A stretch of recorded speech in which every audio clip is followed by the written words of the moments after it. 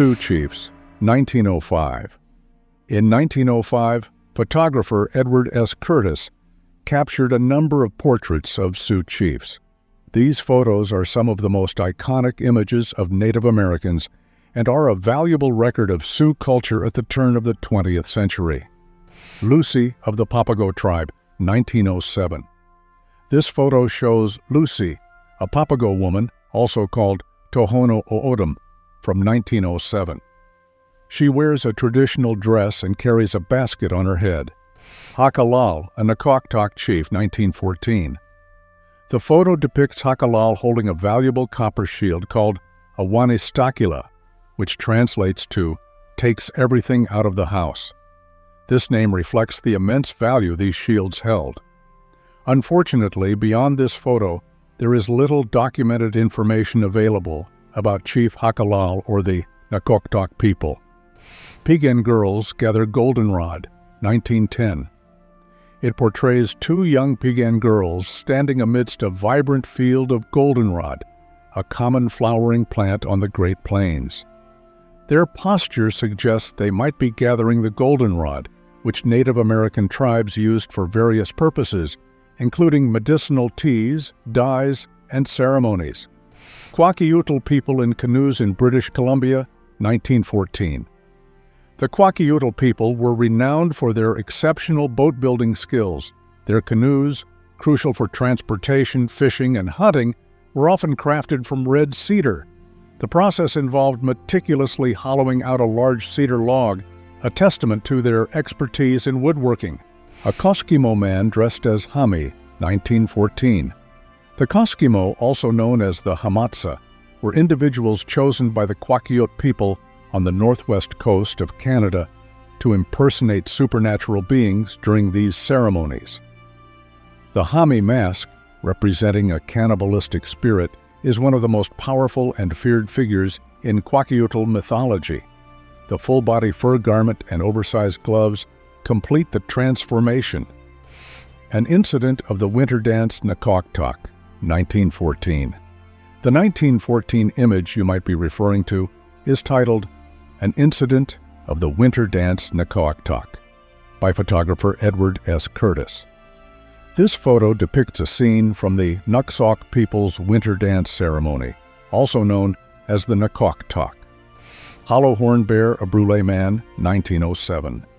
The famous 1907 photograph of Hollow Horn Bear, a Brule Lakota chief, was captured by photographer Edward S. Curtis.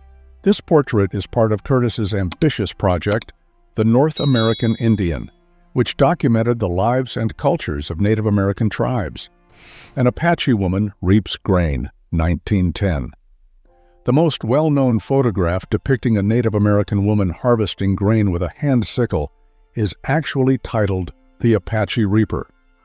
This image, captured around 1906, depicts a woman from a western Apache community likely cultivating a grain adopted from European settlers. A Hidatsa man with a captured eagle, 1908. Certainly, the Hidatsa people, also known as the Minatari, placed high value on eagles. These majestic birds were seen as messengers to the spirits and symbolized courage, strength, and renewal. Capturing an eagle wasn't simply about acquiring a trophy, but a deeply respectful and spiritual practice. Piegan Teepees, 1910. The Piegan people, also called the Pikuni or Pikani, are one of the three tribes of the Blackfoot Confederacy. They are known for their skilled horsemanship and their impressive teepees. Here's an image of Piegan teepees from 1910. These teepees were essential for the Piegan way of life. They provided shelter, warmth, and a sense of community. A Kwakiutl shaman, 1914. The Hamatsa ceremony was a complex and powerful ritual performed by the Kwakiutl people of the Pacific Northwest coast. It involved a participant undergoing a symbolic transformation into a cannibalistic spirit, often a bear or wolf. The ceremony was believed to grant the participant supernatural power and prestige. An Apsaroke man on horseback, 1908.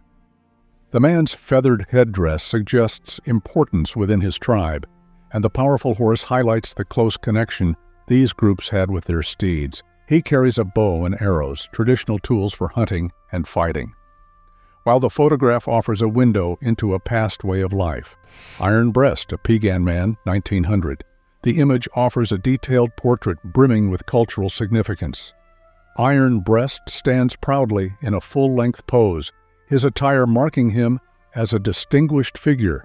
A war bonnet with feathers and horns adorns his head, signifying bravery and leadership. The legwear decorated with bells hints at his potential role in ceremonies or dances.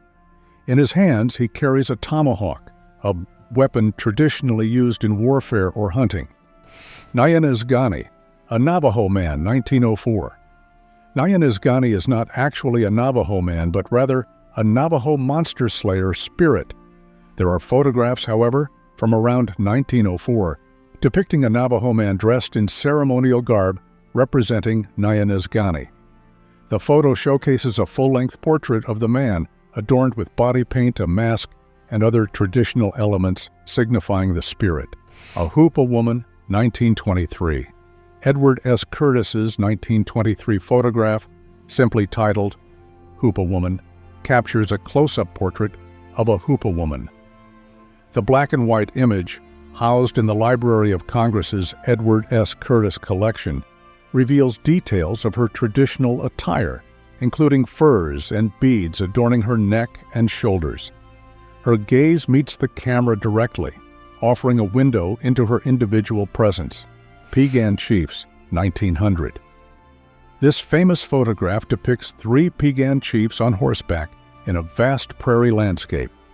It's considered one of Curtis's most significant works and is said to have sparked his lifelong mission to document Native American life. The Hopi Maiden, 1905. It is a head and shoulders portrait of a Hopi woman in left profile. The photograph is part of Curtis's massive project, the North American Indian, which aimed to document the lives and cultures of Native American tribes before they disappeared due to the encroachments of modernization. Okuatsire, 1905. Okuatsire, also known as Cloudbird, was a Tewa boy from San Ildefonso Pueblo. Photographer captured his portrait around 1905. The black and white image depicts Okuatsire in a head and shoulder portrait. He gazes directly at the camera with a serious expression, his dark eyes captivating and full of depth. His traditional clothing and hairstyle offer a glimpse into Tewa culture of the era. A Kwakiutl Chief's Daughter, 1910. There is a famous image titled The Chief's Daughter or Nakoktok Chief's Daughter, taken in 1910 that depicts a Kwakiut woman. The black and white image depicts a Kwakiut woman in a full-length portrait, seated on a blanket-covered board supported by 2 wooden carved figures. She wears traditional clothing and adornos, including a hat with metal ornaments, large earrings, and a nose ring.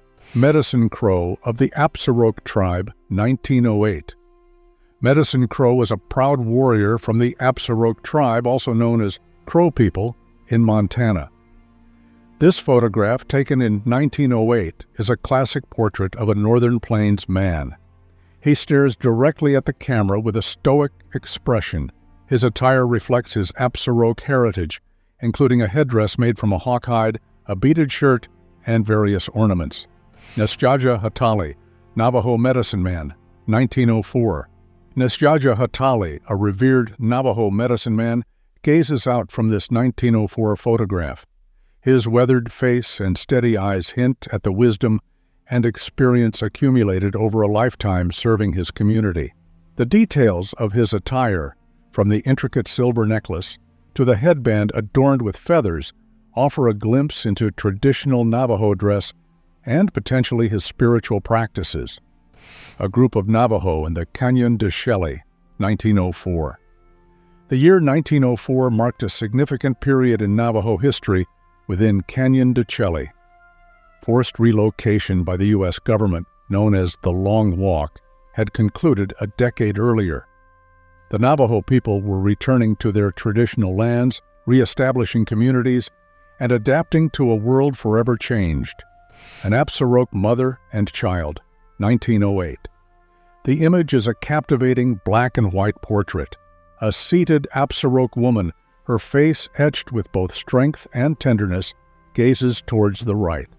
She cradles her child close in a beautifully beaded cradleboard, adorned with intricate designs that likely held cultural significance. The cradleboard itself is a fascinating element of the photo, showcasing the traditional Apsaroke method of carrying infants. A Kogiel woman wears a fringed Chilkat blanket and a mask, 1914. The photograph depicts a Kogiel woman in ceremonial attire. She is adorned with a fringed Chilkat blanket, a traditional garment woven from wool and decorated with intricate designs. The Chilkat blanket served as a status symbol and held cultural significance for the Kogiel people. The most striking aspect of the photograph is the mask the woman wears. It represents a deceased relative who had been a shaman. A Kwakiutl gatherer hunts abalones, 1910. The image depicts a Kwakiutl gatherer wading in the shallow waters of the Washington coast in 1910. The gatherer is likely searching for abalone, a type of sea snail prized for its beautiful shell and its meat.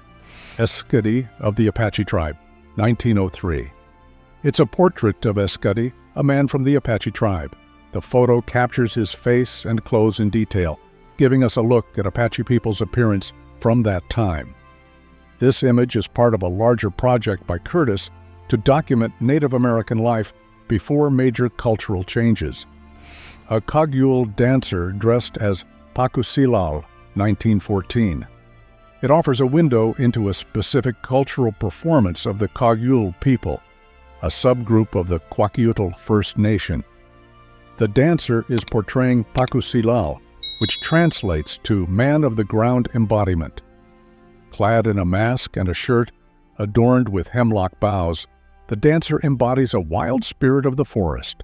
A Tewa girl, 1906. Her hair is meticulously styled in the intricate squash blossom fashion, showcasing the artistry and cultural significance of Tewa hairstyling traditions. She is adorned with beads around her neck and dressed in a traditional shawl, her expression conveying a sense of grace and cultural pride. Through this image, we get a glimpse into the rich traditions of the Tewa people. A Mariposa man on the Tule River Reservation, 1924. The man stands tall and composed on a rock in the middle of a clear pool. The water reflects the surrounding landscape. Boulders flank the pool, and the rugged Sierra Nevada mountains rise majestically in the distance. This image transcends a simple portrait. It captures a sense of harmony between the Mariposa man and his environment. The calmness of the water and the stillness of the man's pose suggest a deep connection to the land. A Sioux hunter, 1905. It's a powerful image that transcends a mere portrait. The hunter's attire, adorned with feathers and Gefertit animal hide, provides clues to his social status and prowess as a hunter. His posture and the tools he carries, perhaps a bow and quiver of arrows, speak to the vital role hunting played in Sioux culture and their deep connection to the Great Plains environment. Black Eagle and Assiniboine Man, 1908. The image is a full-length portrait of Black Eagle standing tall and proud. He is dressed in a buffalo robe and holds a wing from a large bird, possibly an eagle, in his right hand.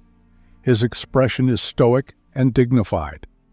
Mowakyu, a Tsawwatanok Man, 1914. The image is a captivating black and white portrait that showcases an elderly Tsawwatanok man from the Queen Charlotte Strait region in Canada. Deep lines are etched on his weathered face, conveying wisdom and resilience. The photogravure technique beautifully captures every detail of his features, emphasizing his rich heritage and cultural significance. A Hoopa spear fisherman watches for salmon, 1923. Hoopa people are known for their exceptional fishing techniques, and spearfishing was a common practice. The fisherman in the image is likely standing on rocks or a platform built along the riverbank, intently focused on the water as he waits for salmon to swim by. His spear, a vital tool for his livelihood, is poised and ready for action. A Kootenai duck hunter, 1910. The image portrays a lone Kootenai man nestled in his canoe, positioned amidst the tall reeds that line the calm water. The hunter's pose suggests quiet focus and anticipation. The hazy light in the background hints at the break of dawn, a time often favored by duck hunters for its low visibility. Members of the Kagul tribe dance, 1910. The image depicts a group of Kwakiutl people, specifically from the Kagul tribe, dancing in a circle around a fire. They are performing a ceremony in an effort to restore the moon, which they believe has been swallowed by a creature in the sky. The dancers' movements and expressions convey their determination to appease the creature and bring back the moon's light.